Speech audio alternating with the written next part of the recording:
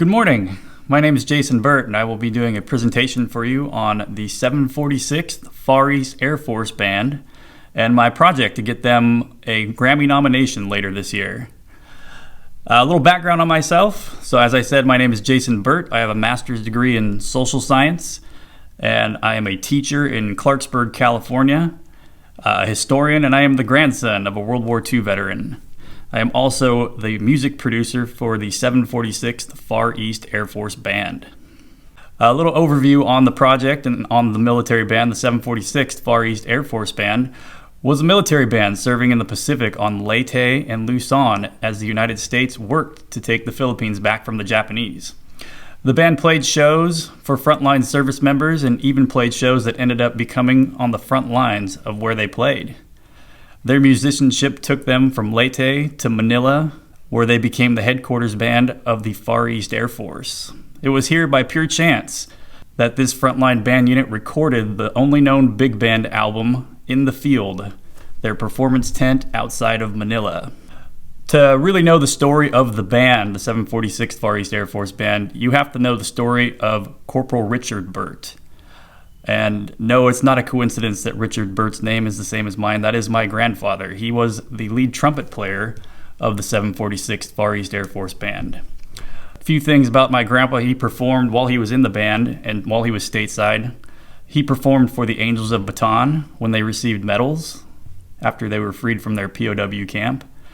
And he played taps for the first time as a trumpet player in the military for Lieutenant Colonel William Ed Dias after he tragically died in Southern California. And he's the man responsible for bringing the band's recordings home and keeping them safe for 75 years. Corporal Richard Burt's military story begins, like most military men's, with basic training. He took basic training at a place called Camp KEARNS outside of Salt Lake City. He was not slated to be in the band there. He was not going to be a musician in the military as when he started off. As he puts it, he was going to be a latrine technician. It was by pure chance that he was at Camp KEARNS and ran into somebody whom he had grown up with that was in the band there. They were musicians together as kids. And from his oral history track, I'll read a quote. "And to this good fortune, I owe my thanks to Max Dalby, who was stationed there and a member of the marching band. I phoned him, gave him my serial number, and he passed the information on to his commanding officer. I found myself taking my 6 weeks of basic training at KEARNS and eventually transferred into the band there."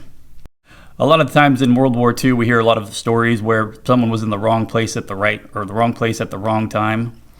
My grandpa was at the right place at the right time when he came across Max Dalby, and it totally changed the trajectory of his wartime experience. So when he transferred into the band at KEARNS, he was there for a short time before he was transferred to Southern California and March Field. He was at March Field briefly for maybe a week before he had to play taps for the first time. And he played taps for one of the most legendary pilots to come out of the Philippines, a man named Lieutenant Colonel William Ed Dias. When I interviewed my grandpa about his experience playing taps for Dias, he said, "Of all the duties I had as a musician in the war, playing taps was the most important and the most difficult. I'll always remember the first time I played taps. It was for Colonel William E. Dias. He was a real hero in the Philippines, and that experience always stuck with me." When talking with Grandpa about his musicianship during the war, taps always came across as the most sacred and most important duty that he had during the war, along with boosting the morale of those servicemen who were on the front lines during the war and giving them a little taste of home. Taps was something special that he could do, and it was just him doing it. There were no other instrumentalists playing. It was just Grandpa and his trumpet and that special moment he had with relatives or with comrades and friends of the fallen soldier. So taps was always something very special, and he always remembered William E. Dias and playing for him for the first time. And coincidentally, he was from the Philippines, where my grandpa would be shipping out with the 746th. So while he was at March Field, he was there for quite a while. He was stationed there for a year, and he was learning from the pros down there in Southern California. March Field is outside of the city of Riverside, and 3/4 of March Field was made up of people who were professional musicians. They joined the military after Pearl Harbor, and these are guys that were in the Glenn Miller bands and Artie Shaw's band and those nationally known swing bands that you hear on the radio. Those were the guys who were filling up the ranks at March Field, along with musicians from Hollywood recording studios in nearby Hollywood, California. So he learned under the tutelage of some great players down there. Everywhere my grandpa played trumpet, growing up, he was the first chair trumpet everywhere he went. But there was so much talent down there at March Field that he was the third chair. And he took that opportunity to build his resume and learn from people who were better than him, and raised his playing register. Or as he puts it, March Field was the ultimate in service bands. It had a rich mixture of marching and parades and a great deal of dance work. And 3/4 of March Field band had been professionals in Hollywood recording industry and motion pictures, or they were members of nationally known swing bands. And I learned an awful lot about blowing my horn there. The experience he had there shaped his musical military experience and really prepared him for his time overseas, even though he did not know he was going overseas at the time.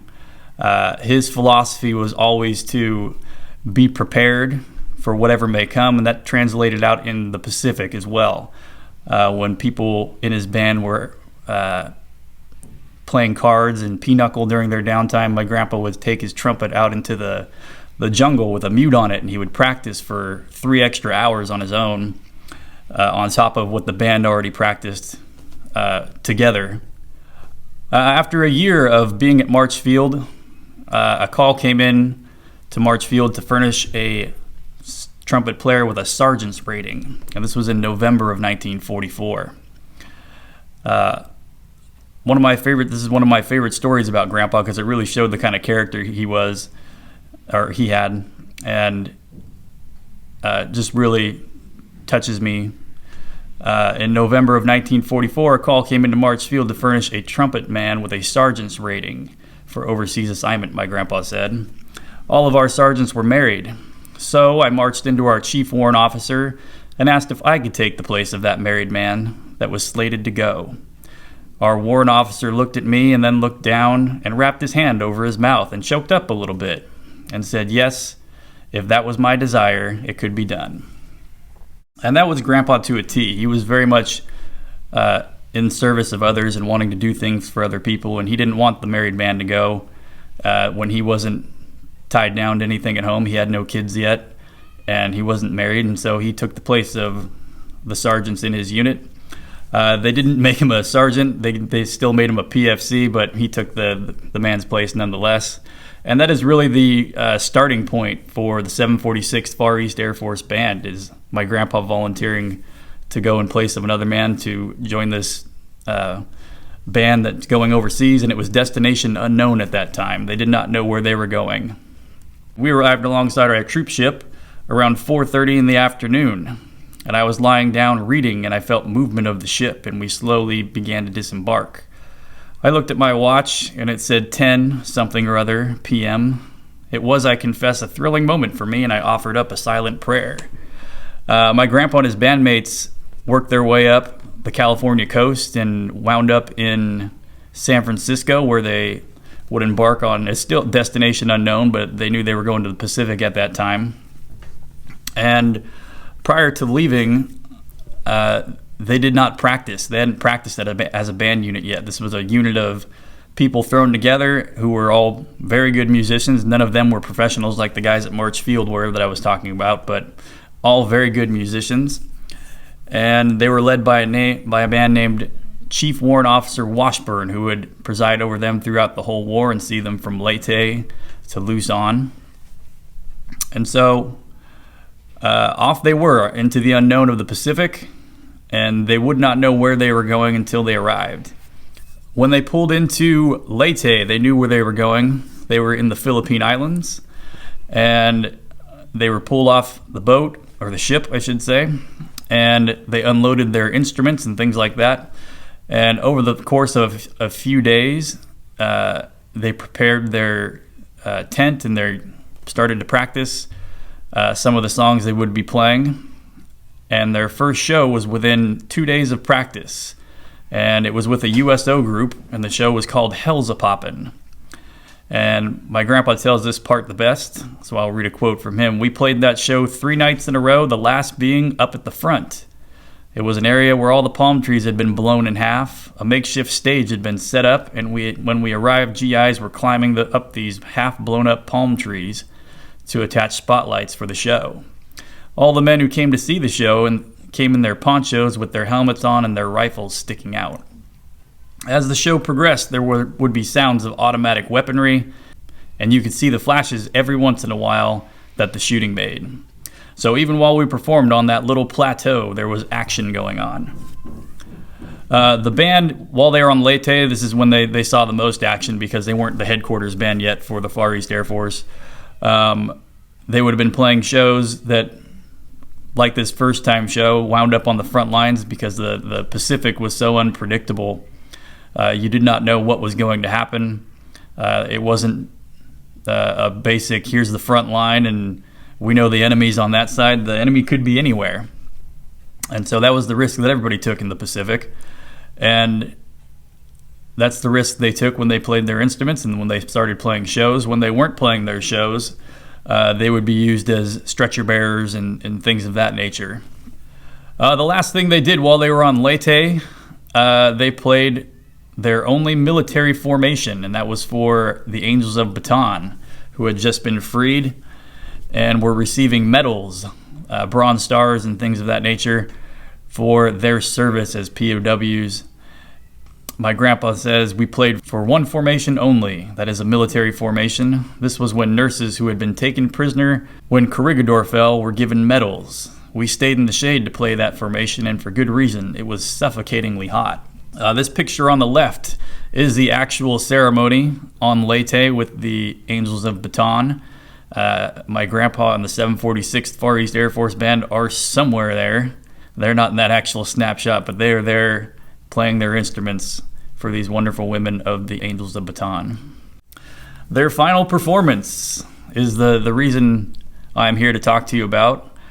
When the war was over, the group was in Manila. They were outside of Manila, and by pure chance, a special services group had come by of 2 men, and they had a special wire recorder. And the group decided they wanted to record themselves playing together just for sentimental value, I suppose. It wasn't for anything that any of them thought would be all that special. They just were doing it for fun because they liked each other, they were friends, and they'd made it through the war, and so this was the thing they were going to do before they left. And so they played a set of shows in one afternoon with this wire recorder that was all hooked up. They had limited equipment. The microphone was meant only for a singer, so it was picking up all this extra noise from all the instruments and everything like that, as well as the lead singer on a few songs. But they played a number of songs that were popular at the time, and it was their own arrangements of each of those songs. And so on this afternoon, there would be Filipinos standing in the tent and other GIs who would walk by and catch a listen and enjoy the music and things like that. And the microphone ran all the way across. It was it was set up on a pole in the tent, and it ran across the compound to another tent where the 2 men operated the wire recorder and recorded all of these songs. They recorded 10 songs, all popular big band songs at the time. And when they had finished, my grandpa had asked the CO, Chief Warrant Officer Washburn, if he could take them home. And he was given permission by Mr. Washburn to take them home, and that's what my grandpa did. He brought those home in his footlocker and brought them over to the local radio station where he grew up in Salt Lake City and had them put on records, which he kept safe for 75 years. After the war, my grandpa graduated from the Juilliard School of Music, he earned a master's degree from Drake University, and he joined the Des Moines Symphony Orchestra briefly. It was around that time that he had his first son, and he kind of came to this crossroads of what was he going to do? Was he going to be a professional musician, or was he going to do something else? And with a new child there, he came to the conclusion that he did not want to put in all the time and effort that it took to be a professional musician and be away from his family. So he gave up his dream of being a professional musician and became a teacher in public schools. And they moved out to California, where he taught music in public schools for 25 years. And he passed away in 2016 after a life filled with music. It was then that we came across these recordings that my grandpa and his bandmates had made during the war. I am the least musical person in my very musical family, but I was very close to my grandpa, and I was given his trumpet and these recordings. And when COVID first started, I had wondered, what was I going to do with these recordings? I had to see if they were going to work. And so I put them on. I'd borrowed a record player from a friend of mine, and I put the recordings on. And they'd worked, to my surprise. And as I listened there, it was almost like if you closed your eyes, I mean, you could hear the vinyl sounds. It had a very vintage sound to it. But it was like your own private concert. And if you closed your eyes, you could picture yourself listening to the 746th Far East Air Force Band out in the Philippines. And so when I finished listening to all of these songs, the question was, what was I going to do with this unique item? And the first thing that came to my mind was, I need to give these guys the professional musician treatment that they didn't have when they were alive. And so that's what I set off to do. I was just going to make an album for them, and I thought maybe it'd be cool if they sold it in the World War II museum or something like that. And so that was the initial goal of the project, was just to get an album out with these guys and kind of show my appreciation and things like that, and kind of tell their story. The lesser known story of World War II is these military guys. Glenn Miller, a lot of people know who Glenn Miller is, but nobody really knows that much about these guys who played shows on the front lines for guys like that, or the band units that were for different divisions and things like that. And so those were my early on goals, were to just create an album and try and get their story passed along for people to enjoy and hear what great musicians these guys were, even though they were not professionals. And so as I started gaining more attention from different people, the goals kind of evolved, and I was on different podcasts, and I've got to be on NPR, and there was a group I teamed up with who you had to get a sound engineer. And so I started emailing sound engineers who had won Grammys for Best Historical Album, because I thought, that they would be the best, and not expecting to hear back from any of them, because I'm a teacher. A lot of them emailed me back and were very excited and wanted to work with me on this. And that's what I knew this is kind of shaping differently, because people who have won Grammys are starting to email me back and wanted to be a part of this project. And so I worked with the guys down at Lursen Mastering down in Southern California in Burbank, kind of near where my grandpa spent his time in Southern California in the service. And so we digitized the tracks, and from there it turned into, well, how can we make this even more unique and give them even more of that experience? And the way we did that was we created the CD with the 10 songs that the band performed, and added my grandpa's oral history track that he created in the 80s. It's about a half hour long, and it tells his story and the band's story and how they recorded these. And so there's some context to it as well. My grandpa also came home with film of the band out in the Pacific, and I thought, this would be really cool if it was like those artists you see today where they release a DVD with the CD. And so we digitized the film as well, and created an album where you get a DVD of the band performing and playing and horsing around out in the Pacific, as well as their music that they created. And then I went through the process of reaching out to other historians and seeing if they would write different things and kind of tell the story of the band as we go along, as it goes along with my grandpa's oral history track. It's a chronological story that he tells on the track. And so that's what we did.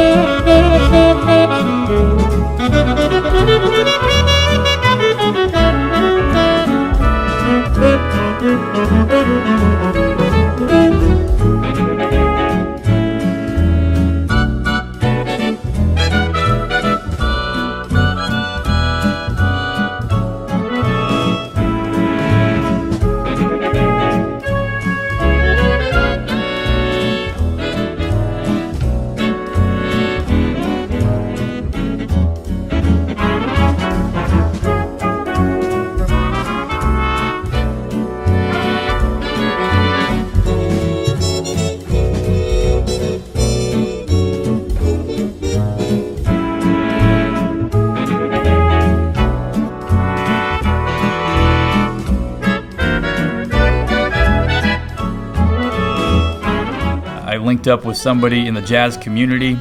I did a podcast he was hosting, and he said, this could really win a Best Historical Album. And he was somebody who's one of my biggest supporters because his mentor was at Pearl Harbor when it was attacked in a band unit there. And so he was brought up with this military musicianship, and that's kind of where this whole let's see if we can get these guys a Best Historical Album Grammy nomination goal kind of evolved from. Was just people in the jazz community and people in the history field were like, yeah, that's something that's unique. Nobody's ever done it before.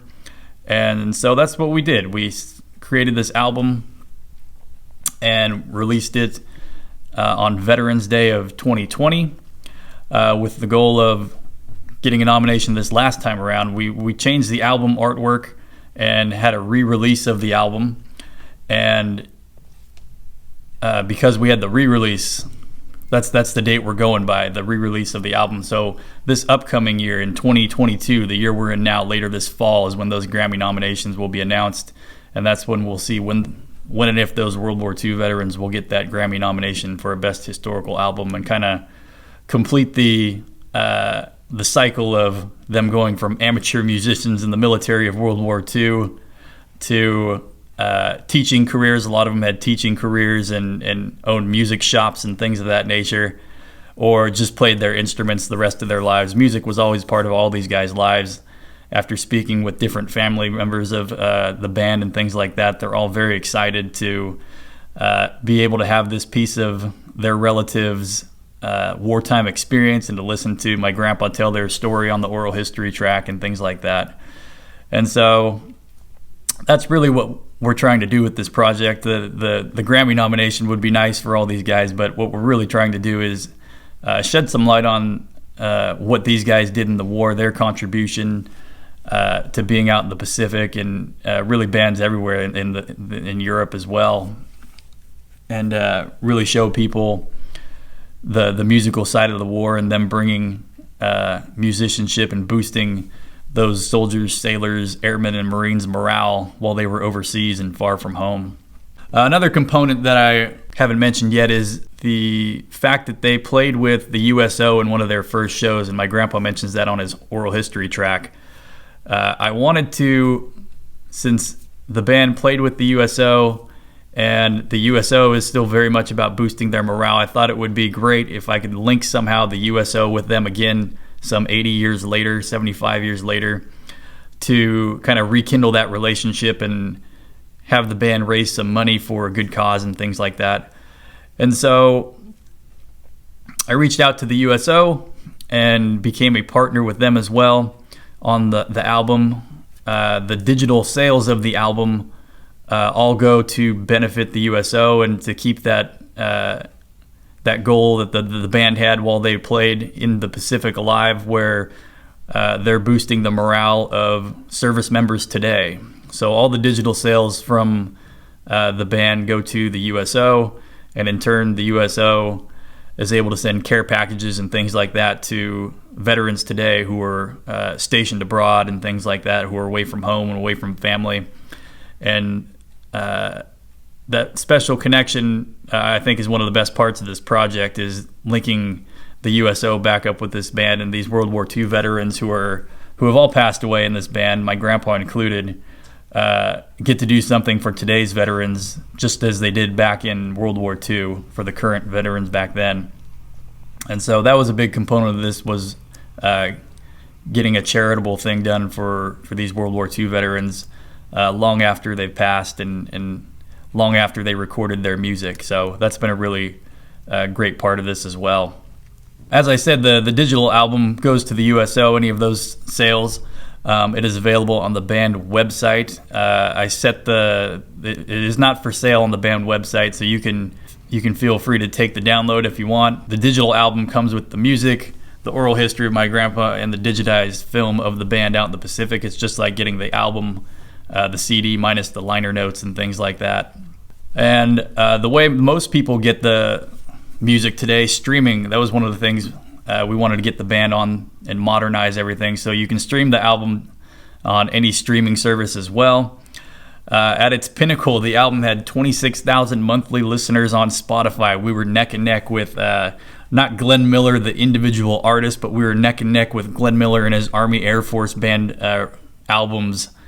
That artist page on Spotify, and we had him by, I think, 100 listeners at one time. We were 26,500, and I think he was 26,400 briefly.